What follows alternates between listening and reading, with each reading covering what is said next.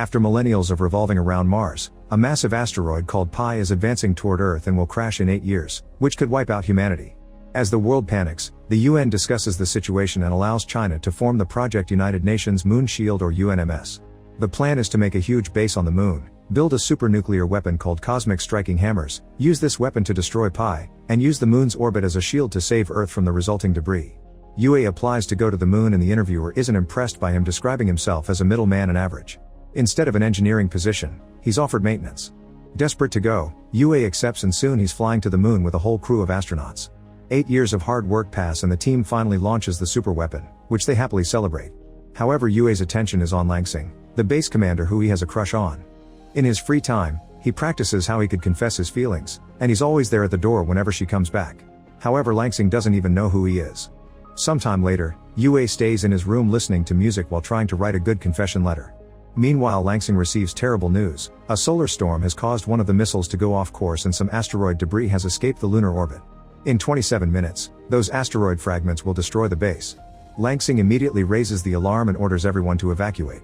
But since UA has his headphones on, he doesn't hear any of this and stays in his room. All the astronauts rush to get in the evacuation rockets and finally abandon the moon. It isn't until UA looks through the window that he learns about this. He immediately gets on a car and drives as fast as he can, noticing that all the rockets have left except for one. UA starts going faster as he tries using the radio, however the debris is too close and it gets in the way of the communication system. There's a crater ahead and UA tries to jump over it instead of avoiding it, but he ends up falling. At that moment, Langsing launches the last rocket, leaving UA stranded on the moon. UA climbs out of the crater as the asteroid debris crashes on the moon. He starts running around dodging the rocks to reach the base, which soon begins getting destroyed as well. Now UA also has to dodge the falling pieces of building as the base goes down. After being knocked down once, he tries to make a big jump to hide in the crater, only to be knocked down again. While he's unconscious, a huge asteroid fragment makes its way toward Earth. When UA wakes up, he starts complaining and tries to contact the UNMS. At that moment, the asteroid fragment finally crashes on Earth, causing a massive explosion that destroys a large part of the planet. UA can only stare in shock and sorrow as he realizes their 8 years of work were for nothing. Afterward, UA returns to the base and tries to contact Earth, but he never gets an answer. For the following 6 days, UA keeps on calling to no avail. He then realizes he's the last human alive, which further pushes him into poor mental health. Using paper, he decorates a room for a pseudo-funeral to honor humanity. The base still has food to feed 300 people and will last him a lifetime, so UA decides he'll do what he's always wanted to do. First he tries to get into Langsing's room, but he can't guess the right password. Next he grabs a board and slides around the moon just for fun. As days pass, UA keeps on trying passwords to the point of insanity. Eventually he gives up and uses an explosive to open the door, which blows up his clothes too. Now that he has access to Langsing's uniform, she creates a figure of her and prepares a whole dinner with romantic music to confess his feelings. He even starts kissing the figure, unaware he's being watched. It turns out there are survivors on Earth and now Langsing is embarrassed in front of her colleagues. Civilians are in underground bunkers while the astronauts are in the UNMS underground base. After some work they've managed to connect to the lunar base, but they can only watch UA through the cameras without sound because the radio isn't working. Because right now Earth is lacking resources, it'll take them 2 years to fix the communication system and even more to rescue him. The UNMS chairman decides they can use this for good and shares an update. The asteroid impact has fractured the planet's plates, which has been causing tsunamis that flooded 30% of Earth's land mass. Cities are covered in volcano ash and toxic gas, so soon there won't be any plants or animals left. In the underground bunkers, people try to keep plants in jars, but it's hard to keep them alive without sunlight. Diseases and depression are spreading among the survivors, who only get the most basic meals to survive. Some people are even losing their hair. The chairman thinks they should start live streaming UA's life in the lunar base so survivors can get a glimmer of hope in these dire times. Since they don't have sound, they decide to hire a voice actor that can dub UA's voice to make him look heroic. Langsing makes an announcement through the speakers to let all the survivors know that they've found a man on the moon and that the stream will start in 30 days. Some people don't believe it and suspiciously disappear. A few weeks later, UA is in a deep depressive state and decides to self-delete. He makes his way to the warehouse to get some medicine for the job and finds an open food package in the corridor that he didn't drop. UA opens the warehouse door and is shocked to see a beautiful figure lying down. Thinking it's a woman, UA starts flirting as he comes closer, only to discover it's actually a kangaroo left behind by the research division. At the same time, Langsing starts the live stream, so the first thing everyone on Earth sees on the screen is King Kong Roo. The voice actor they hired yells "What a fantastic day," making it look like the kangaroo talked. To apologize for his mistake, the actor tries to play his flute, but that only gets him beaten up. Thankfully, the survivors assume the audio is delayed and don't think the kangaroo is actually talking, so Langsing decides they'll make the voice actor narrate instead. On the lunar base, Yue reads the research regarding Kong, learning he's aggressive and gluttonous, which is why he's been raiding the pantry. He grabs a shovel and goes back into the warehouse to get the medicine. When Kong appears behind him, Yue waves the shovel only for it to break. Then Kong grabs the handle and bends it before beating Yue up. Next, Yue dresses up as a female kangaroo and tries to keep Kong distracted, but when he's about to reach for the medicine, Kong brings him down and tries to do the naughty to him. This causes the mask to fall off and Yue gets kicked off the warehouse. Moments later, Kong starts advancing into other parts of the base. Then Yue appears with a Gatling gun that he just 3D printed and opens fire, shooting plastic balls at Kong as he chases him around the base. However, Kong suddenly turns around and starts chasing Yue instead. As the voice actor plays his flute to make the scene epic, Yue and Kong start fighting each other hand to paw. After lots of struggle, they knock each other down at the same time. The UNMS is worried about him and tries to contact him again. When Yue wakes up, he hears some static on the radio. There are no words, but he cries because he sees this as a sign that there are survivors on Earth. What Yue and the UNMS don't know is that the static was caused by Kong's tail messing with the cables. Yue and Kong stare at Earth as they realize they may have a chance to go home, and they agree on a truce from now on, although Kong punches him anyway. Over 200 days have passed since the incident, and Yue never stops playing a message to try to contact Earth. He and Kong have found their routine, and Yue announces they've become a family. Since it's obvious that Earth won't be coming for them, Yue decides to modify the spacecraft left by the old Apollo 18 mission, hoping he can fly home on his own means. While people in the UNMS discuss if they can use this to help him too, Kong and Yue leave on the car and quickly find the Apollo. Yue runs a test and confirms it'll work after some fixing. The Apollo is brought back to the base and people on Earth watch Yue work hard on repairing it for multiple days. The UNMS is quite impressed, so they check their profile, realizing he's actually an engineer that somehow ended up in maintenance. Eventually Yue notices that Apollo can only carry 22 pounds, and Kong alone weighs more than that. Feeling like he has no choice, Yue takes Kong for a ride and abandons him in the middle of the moon. However, Kong chases him and quickly gets back on the car. When they return, Yue starts researching a more powerful propulsion system and discovers that the prototype of the superweapon is still stored in the previous base. Kong and Yue leave on the car with a bunch of supplies and only stop traveling at night because the vehicle requires solar power. It'll take them weeks to reach the old base because it's on the other side of the moon, and people on Earth worry that Yue may not make it since the sun only shines on the moon for 14 days per lunar cycle. Soon the UNMS realizes Yue has been driving in the opposite direction to chase the sunlight. The trip will take longer, but he won't get stuck. Now Yue has 41 days to get to the base and can only sleep 4 hours per day. The first few days Yue and Kong keep each other entertained, but eventually the trip begins taking a toll on their mental health. One day Yue wakes up to find Kong driving and talking, but this is just a dream. After accidentally driving into a crate, the duo finally makes it to the old base. Soon Yue finds the warhead and carefully brings it down. Kong suddenly starts pressing a button repeatedly and Yue panics, but thankfully it's just the inspection program.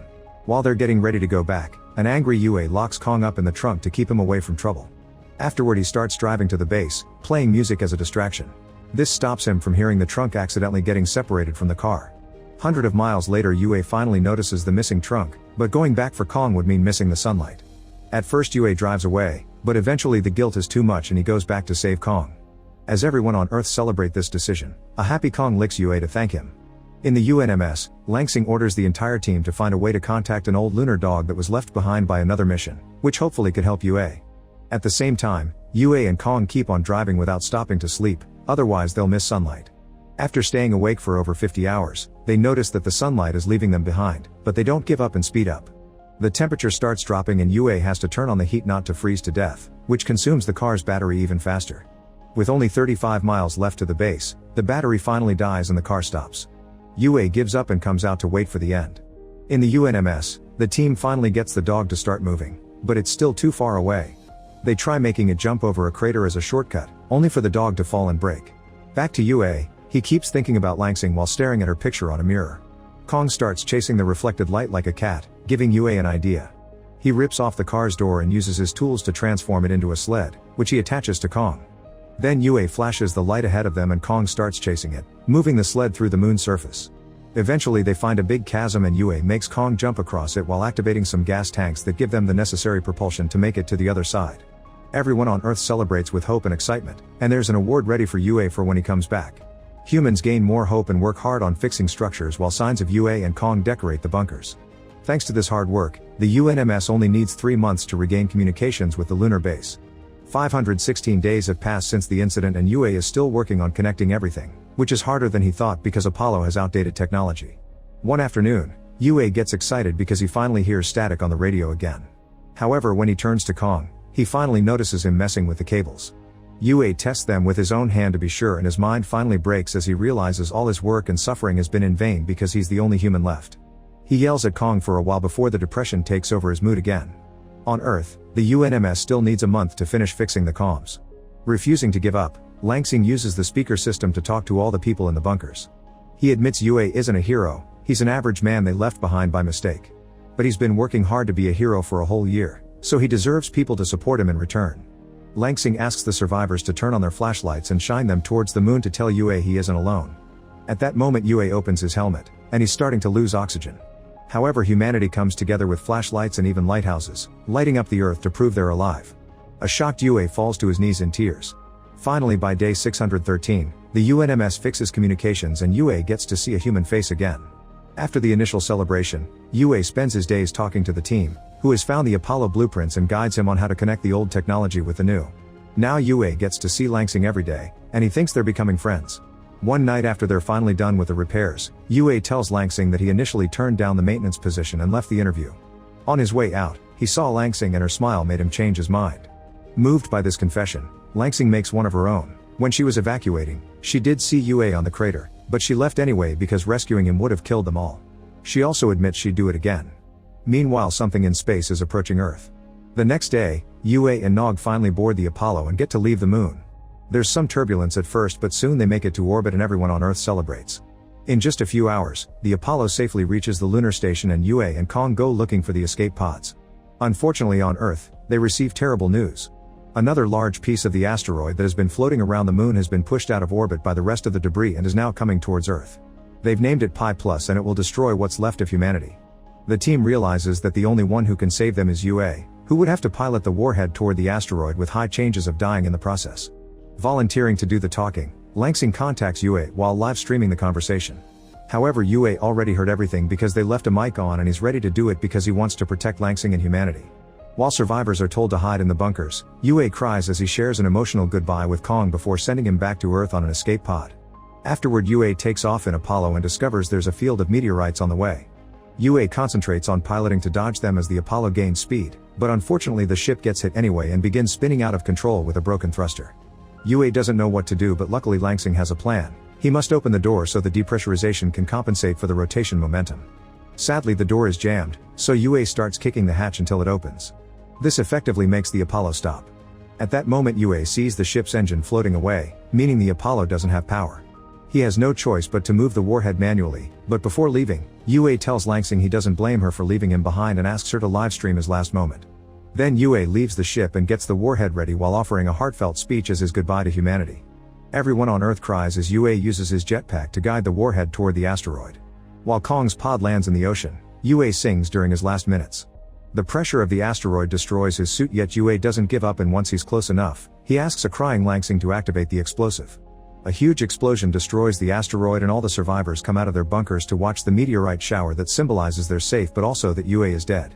Over 10 years pass and humanity has been working hard on rebuilding Earth to make it beautiful again. There's still much more to do, but at least now they can be outside in the fresh air. The chairman has retired, and Kong has a statue in his honor. He also lives with other kangaroos in a reserve. Meanwhile, Langsing flies with a new group of astronauts to the moon to clean up the old base.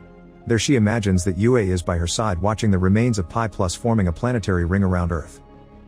Make sure to subscribe and turn on notifications so you can watch more videos like this. Thanks for watching.